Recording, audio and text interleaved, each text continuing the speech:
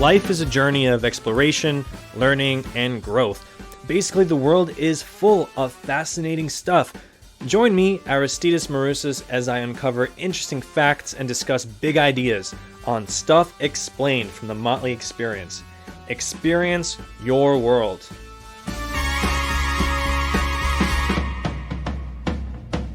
So if you're following the news at all over the last few years, you'll have read, seen, or heard the topic of the legal status of marijuana pop up time and time again. And I always found this very interesting because growing up in suburban America, at a very young age, you are taught the evils of marijuana and how even trying it will, because of its, it's called this gateway drug, even trying it will lead you to this life of horrible substance abuse that will wreak havoc on your life and, the life of loved ones around you. And this isn't to make light at all of actual substance abuse, but it's interesting how that's what you're taught at a young age, and then just fast forward a few years to high school and especially college, it becomes the norm. It seems like everyone is smoking or now vaping with edibles and things like that. It's, as far as drugs are easy and cheap to get, there's all these medicinal purposes it's used for, and there's always that argument about, well, alcohol is legal and alcohol is so much worse for you than marijuana is, and so on and so forth. And I think this is what's really been driving this push where we're seeing state by state the legalization of marijuana, even though at the federal level it's still listed as a Schedule I drug up there with heroin and some other hard stuff. But I really wanted to dig into the history of marijuana because I don't really know, or I didn't really know that much about it. I knew what I was taught. I knew how it was being used recreationally. I knew some of the health benefits. You can find those being touted online and even in the news a little bit. But I never really thought of it past, the 60s and 70s and the hippie movement and counterculture and things like that.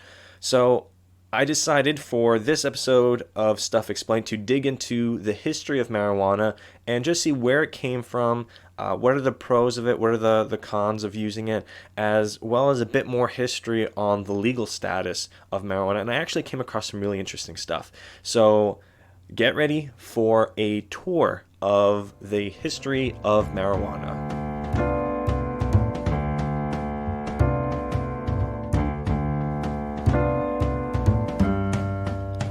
So I wanted to start out by figuring out exactly what marijuana is. I know it's a mind-altering drug. It's called cannabis or pot, and it comes obviously from the cannabis plant. I didn't know that there are two different subspecies. So there's cannabis sativa, which has the psychoactive properties, and then cannabis sativa L, which is known as hemp. What I really found interesting was digging deeper into the history of marijuana. So cannabis plants are believed to have their origins in Central Asia, which was surprising to me. I just never thought that it had its origins in that region. And burned cannabis seeds have been found in Siberian and Chinese burial mounds and tombs dating as far back as 3000 BC. So it's obvious that from a very early age, humans knew, maybe not knew, they respected it in this way and had it in these religious type of ceremonies. And there's some history indicating that cannabis was cultivated even earlier than that, making it one of humanity's oldest crops.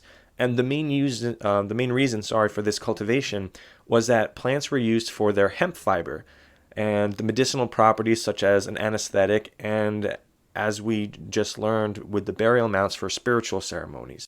Then from Central Asia, cannabis spread to Korea, the South Asian subcontinent, India, and the Middle East between 2000 and 1400 BC. From the Middle East, cannabis was carried throughout the European mainland and Africa. It eventually made its way to the Americas during the period of colonialism.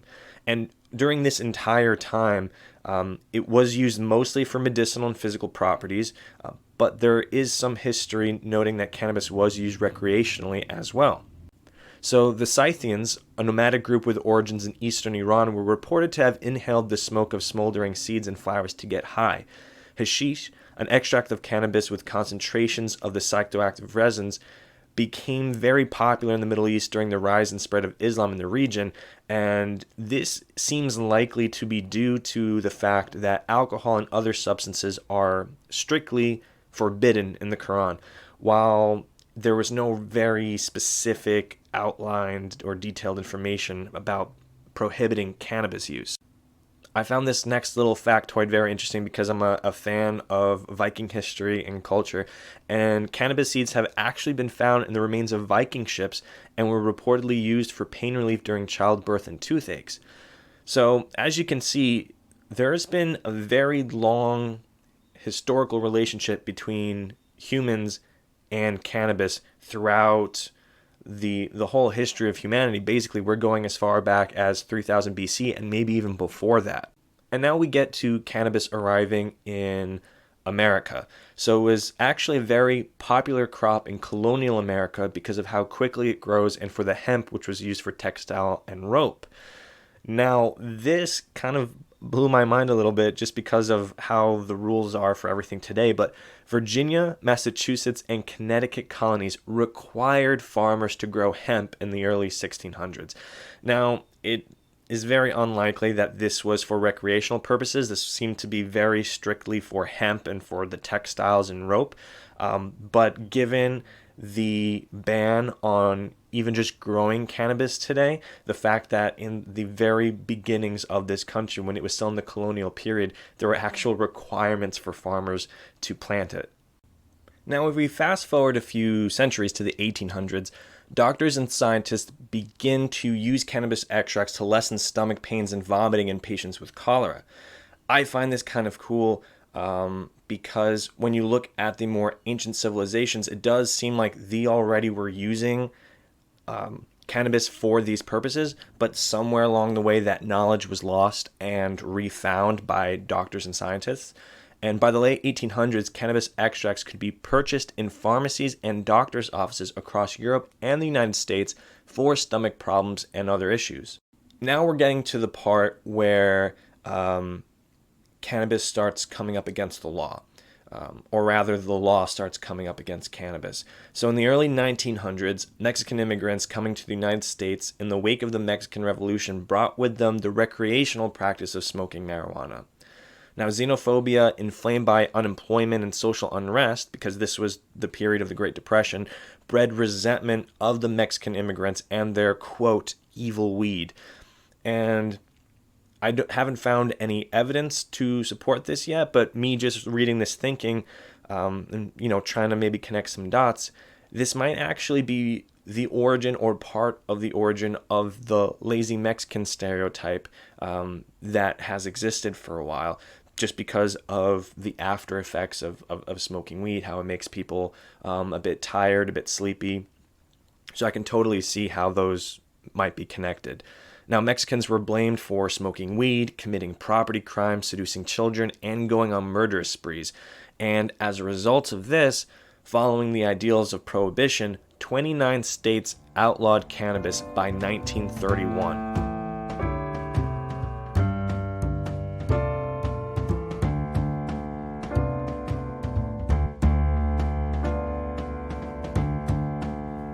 Stay up to date on all the latest content and announcements from The Motley Experience by visiting themotleyexperience.com/connect. Then enter your email address and become a member of the Insider Weekly newsletter. Experience your world. Retcon Industries provides tailor-made music for professional wrestling, podcasts, trailers, and more, while also releasing their own original music. I personally have used Retcon Industries for professional wrestling and also for this podcast. All the music you hear in this podcast is by Retcon Industries. For more information, go to www.retconindustries.com or email my good friend Greg at retcongreg@gmail.com. You can also visit them on Facebook and Instagram at Retcon Industries.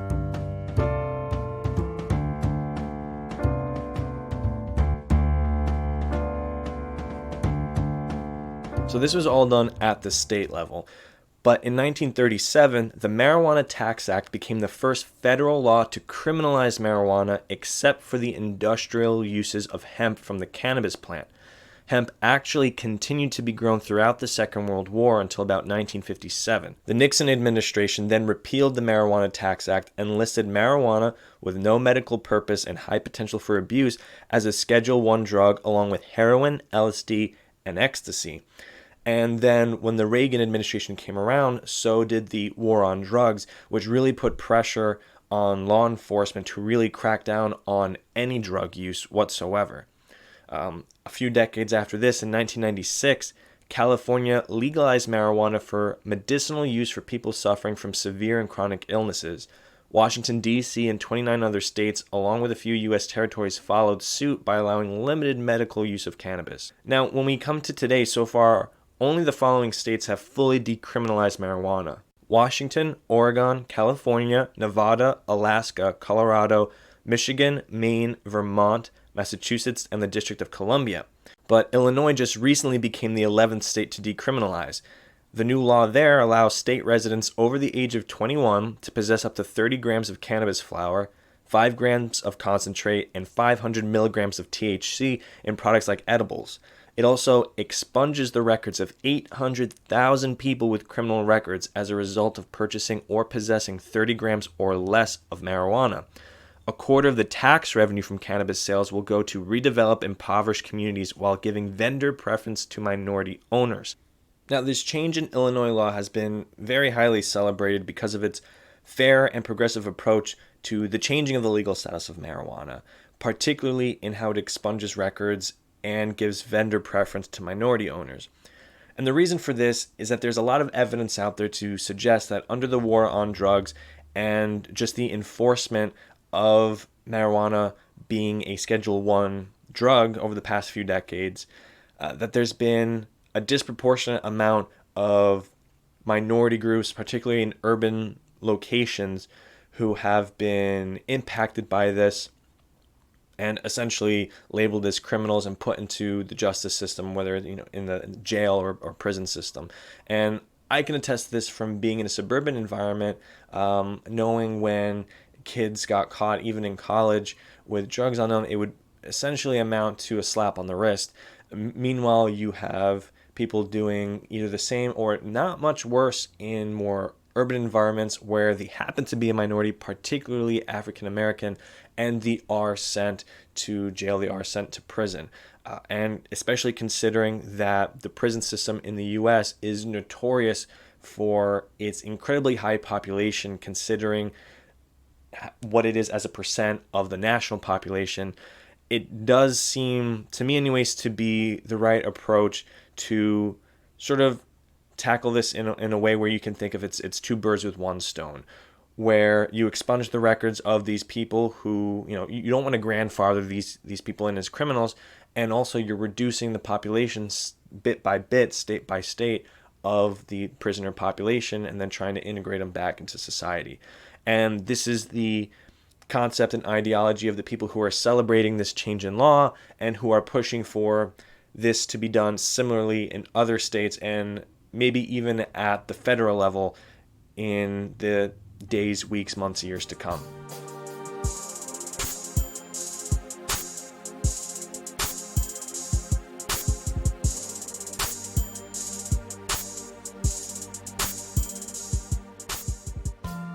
So now that we have a crash course of the history and also the legal history specific to the U.S. of marijuana, what exactly are the effects and dangers of it? So THC is the chemical compound in marijuana responsible for the psychoactive effects. And due to focused cultivation over the last few decades, the THC content has risen from an average of about 4% back in the 90s to around 12% as of 2014. Now, higher levels of THC have a stronger impact on the brain.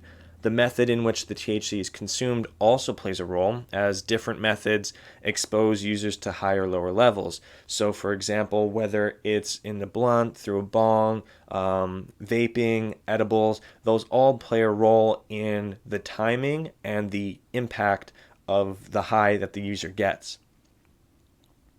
So according to the Center for Disease Control and Prevention, 1 in 10 marijuana users will become addicted, a statistic that rises to 1 in 6 when people begin using before the age of 18. The CDC also claims that marijuana use can have negative impacts on the brain, such as short-term memory problems, issues with attention and learning, as well as mood. Anxiety and paranoia can become more prevalent as well. Now, these side effects get much worse the longer marijuana is used, and also the earlier in a person's life that it begins to be used. So researchers have found a link between marijuana and depression, anxiety, and suicide amongst teenagers. But as of now, they're not sure if it's causal or just correlational. Now, many people will claim that marijuana is much cleaner for the body than cigarettes. However, what they don't take into consideration is that it can be damaging to the lungs and heart, as it tends to be smoked in hand-rolled cigarettes called joints, or emptied cigars, or mixed in with tobacco products. I've even seen and heard of kids who will try to make a bong out of a plastic bottle, and so obviously when you're inhaling that, you're inhaling essentially the toxins of the plastic. So the CDC states that because of this, smoking marijuana causes many of the same issues that tobacco smoking does. But the benefits of marijuana are that it can be helpful in treating nausea, vomiting from cancer chemotherapy, treatment of chronic pain, epilepsy, multiple sclerosis, and treatment of neuropathic pain, which is caused by damaged nerves. A few of these benefits are derived from CBD, which is one of the many substances found in cannabis and is not psychoactive.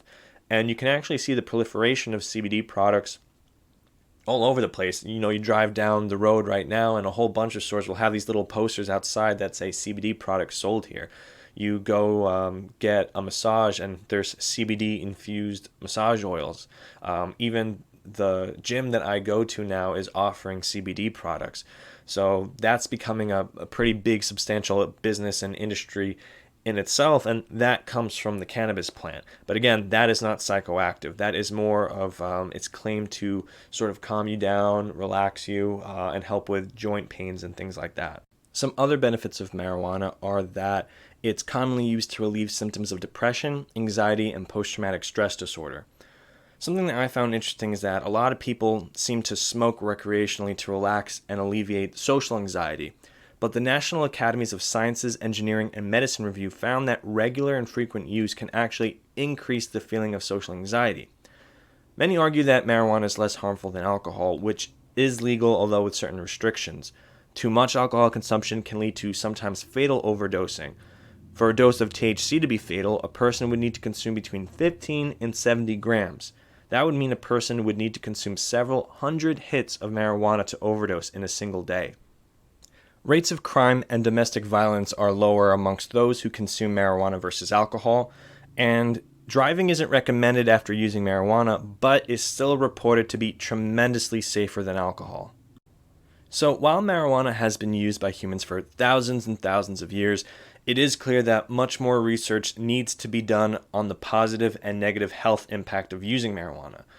One thing that does seem to stand out in the research that I went through to create the show is that the more frequently used and the more it becomes a very regular part of someone's day, and when I say that, I mean multiple usages of marijuana in a single day, is when more of the negative effects seem to really come to the surface.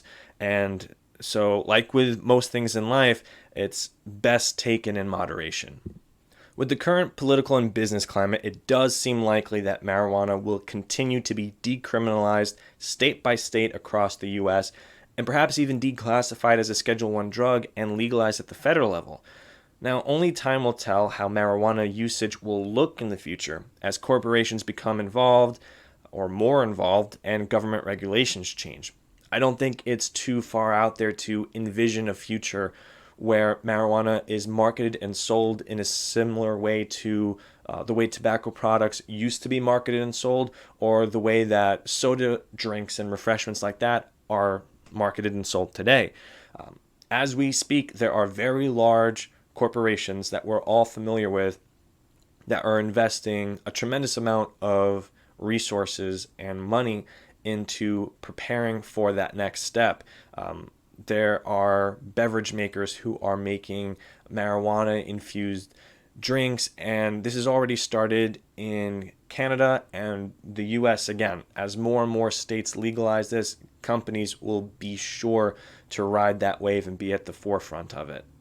So what I'd like from all of you now is to reach out at Motley Experience, hashtag Stuff Explained, and share your thoughts and opinions on this show, what you thought of the history of marijuana. There was a ton of stuff that I had absolutely no idea about going into it, from it coming from Asia and just the way it spread westward, how the Vikings used it, how important hemp was to colonial America, and then also your thoughts and opinions on the legal status of marijuana, or rather the changing legal status of marijuana, and also how you think that's best done.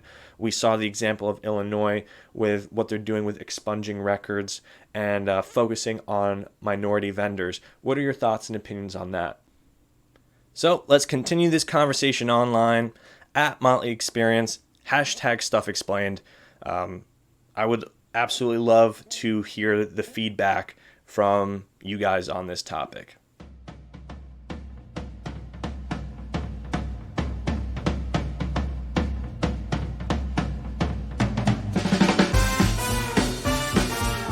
Stuff Explained is written and produced by me, Aristides Marusas. Music is produced by the talented Greg Massey of Retcon Industries. Visit themotleyexperience.com for more thoughtful original content, and you can also find links to the sources used for each episode of Stuff Explained. Like us on Facebook at The Motley Experience, follow us on Twitter and Instagram at Motley Experience, and use the hashtag Stuff Explained. If you like this episode, leave a review, subscribe, and share with a friend. Thank you for listening.